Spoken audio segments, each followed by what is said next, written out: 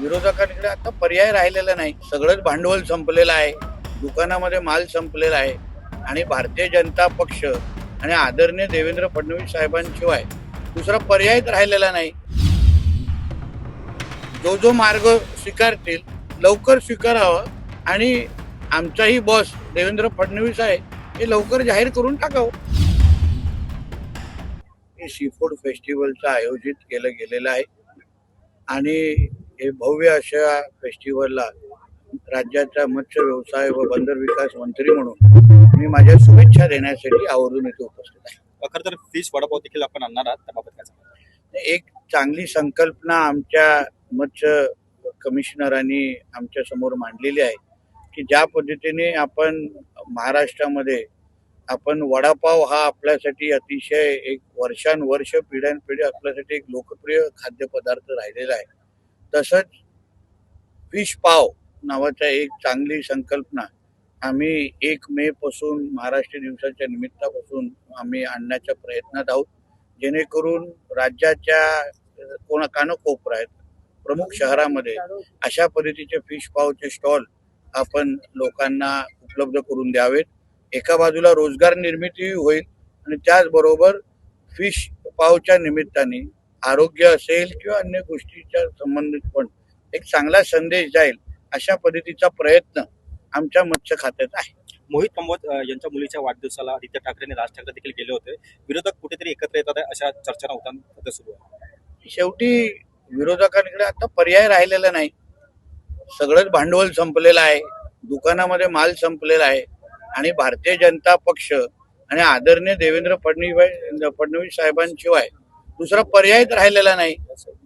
आम्ही नेहमी बोलायचो की आमचा बॉस हा सागर बंगल्यावर बसतो किंवा आता वर्षा बंगल्यावर आहे.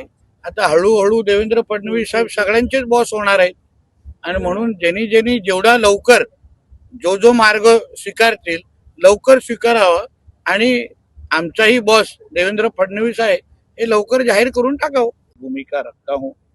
मैंने जब इतना ही कहा कि ईद का जब भी त्योहार आया तभी कोई भी हिंदू समाज के लोगों ने ना पत्थर मारा ना किसी तरीके की उनको परेशानी लाई गई, मगर जब ये रामनवमी का उत्सव शुरू हुआ तो बहुत सारे जगहों पे मालवनी हो नाला सोपार हो बहुत जगहों पे इन लोग ने हमारा भगवा झंडा लगाने नहीं दिया, हमको हमारे ऊपर पत्थर मारे राम भक्तों के ऊपर.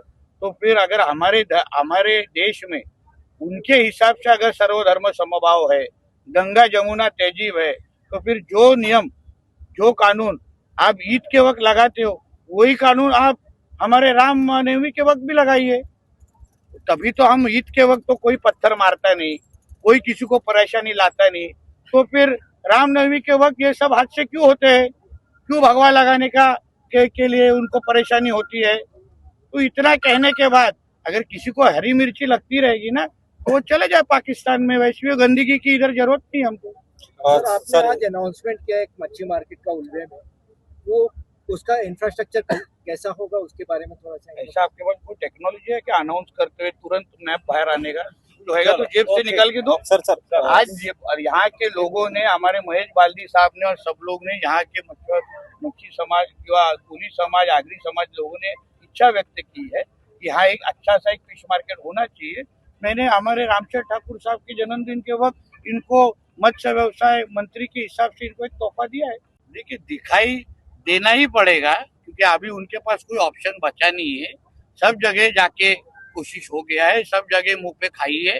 अभी जैसे हम पहले से बोलते थे कि हमारा बॉस सागर बंगले पे बैठता है, अभी वर्षा बंगले पे है, वैसे ही जल्द ही सभी को बोलना पड़ेगा कि उनका भी बॉस वर्षा बंगले पे ही बैठता है और हमारे सबका बॉस ये देवेंद्र फडणवीस.